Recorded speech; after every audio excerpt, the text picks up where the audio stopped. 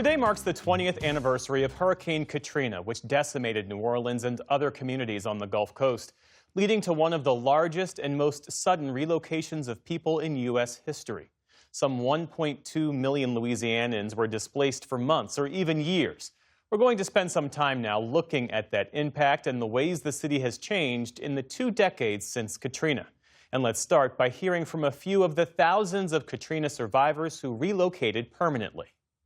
My name is Kelly Bolden, and before Katrina hit, I was living in New Orleans East, and right now I live in the DFW area. My name is Philip Falcone.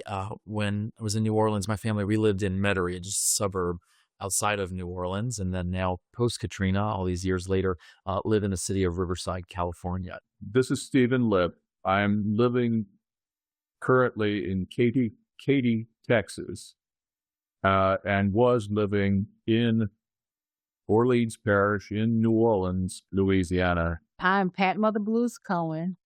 I was living in New Orleans East, where the storm hit. And I am now, since Hurricane Katrina, I've been living in Salisbury, North Carolina. I remember my siblings talking about, let's pack up, let's leave. This one is going to be the one.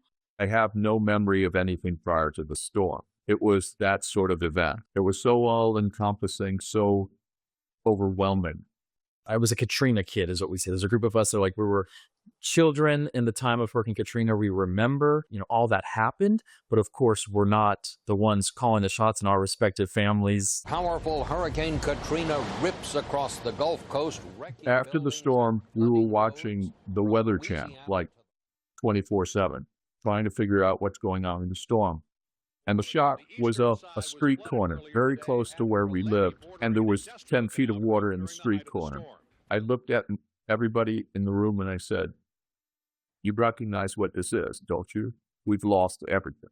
Everything is now gone." After Katrina, it was sort of a land grab. People were coming to New Orleans and they were buying up the land, and it was too expensive. And I didn't know whether I was going to be able to work or not. I sing blues. When people would come to New Orleans and they wanted to see some New Orleans entertainment, they called me a lot. From the storm, what I remember is just coming to North Carolina, being displaced. I didn't have a job. I couldn't get a job because I didn't know musicians. I didn't have any friends. I didn't know where clubs were. I didn't know anything. After the hurricane and of course, evacuation and so forth, my family decided that what was best for both my parents and for us kids was not to return. At any moment in time, in hurricane season, of course, a major storm would come through and destroy everything, and you're back to square one all over again. When I went back after Katrina and I saw my house, and I lost everything from pictures, high school things, my daughter, all of her little things, it just went completely, it's gone. I don't never want to go through that again. Those 2 months after Katrina hit, we decided to purchase a house in Houston. Well, then comes Harvey. Hurricane Harvey barreling into the Texas coastline as a In hindsight, it was sort of like,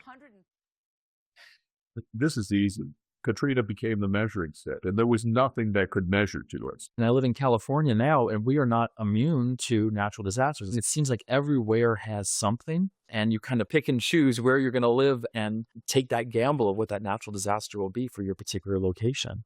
I will go to my grave being forever marked by the effects of Hurricane Katrina on my life, but on my family's life too. In New Orleans, we had communities. We had friends that turned into family. I still will visit New Orleans a lot.